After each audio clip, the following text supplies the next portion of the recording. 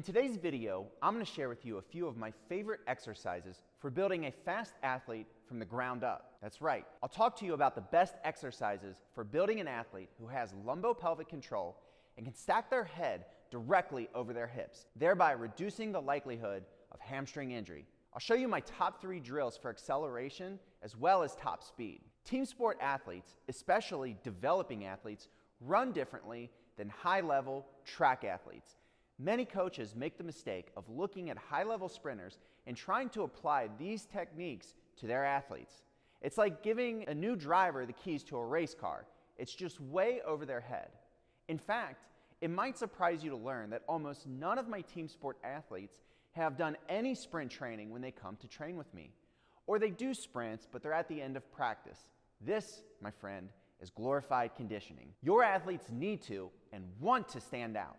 And let's face it, ankle-breaking quickness and breakaway speed is the difference maker, not their endurance. In this video, I'm going to show you 3 drills that help build a solid foundation for speed. It should go without saying, but you have to sprint full out every single week to optimize the gains. Without further ado, let's build speed.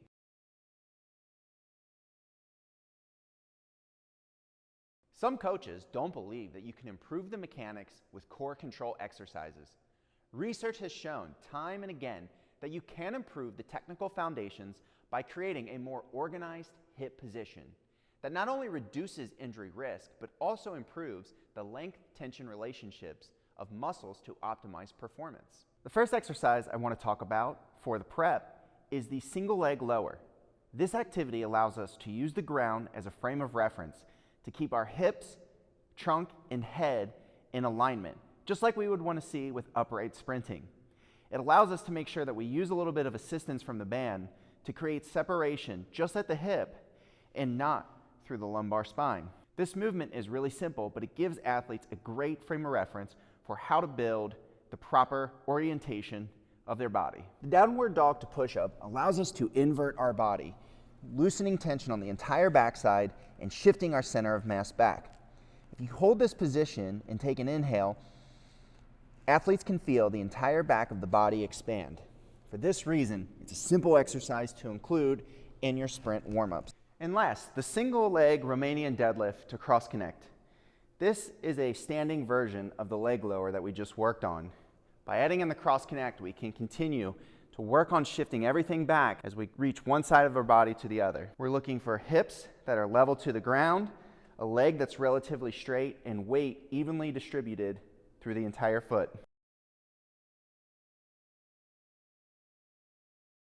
The first exercise that's absolutely essential for building acceleration is the bound. This teaches athletes how to jump far and high while mimicking ground contact times that we would see in acceleration. It's a very simple drill with very profound implications for improving your acceleration. Like acceleration, the goal of the standing broad jump is to displace your hips as far as possible in space. For many young athletes, they have trouble projecting their center of mass across your field of vision, and the broad jump teaches them how to get the right shin angles and actually project. Even better, when you do repeat broad jumps, they quickly have to figure out how to organize their body and point their shins and orient the entire body in the direction that they want to go.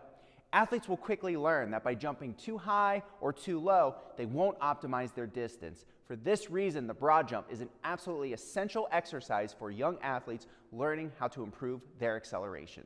And finally, the 3-step burst. This exercise is essential for putting all of the components together of the acceleration and giving an athlete ample time and opportunity to acquire reps at the beginning of the acceleration. The first 3 steps are considered early acceleration, and they're the most important for generating velocity. These 3 steps are going to accumulate the vast majority of your top-end speed, and they better be efficient. This exercise is an absolute no-brainer when it comes to developing the technical aspects of your acceleration.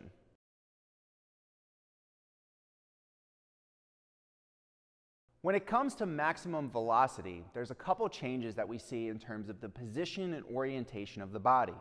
With an acceleration, the body is angled more forward, but as you progress across the run, you're going to climb more and more vertically. We want to use drills that teach our team sport athletes how to get organized for maximum velocity. Simple manner of speaking, we want to see a pelvis that is directly beneath the head, or a head that is directly on top of the hips. This is going to allow for a stable lumbopelvic region in limbs that aggressively can oscillate around the pelvis.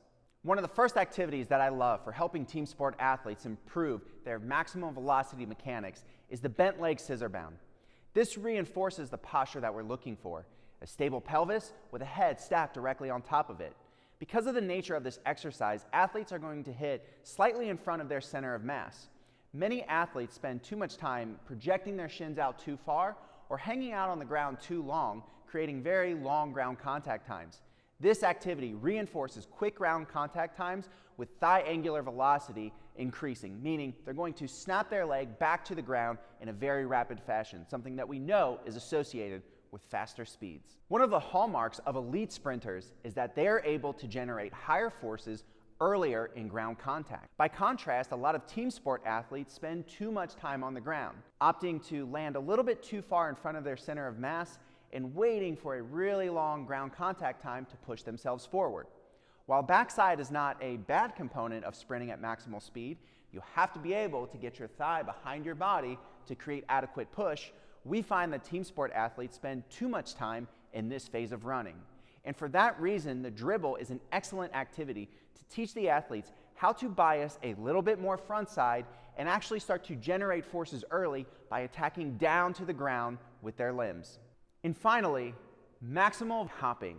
When athletes are sprinting at top speed, they have to have a very high level of stiffness. Stiffness is a measure of how much force you're putting into the ground or how much force you're generating relative to how much deformation or bend we have through the entire system. As athletes ramp their force generating capabilities up, they have to be able to resist deformation at greater and greater magnitudes. If they're unable to do this, you're going to find that they bend a little bit too much. Their ground contact time is likely to increase, as well as their braking forces, really prohibiting or limiting their ability to continue to increase their speed.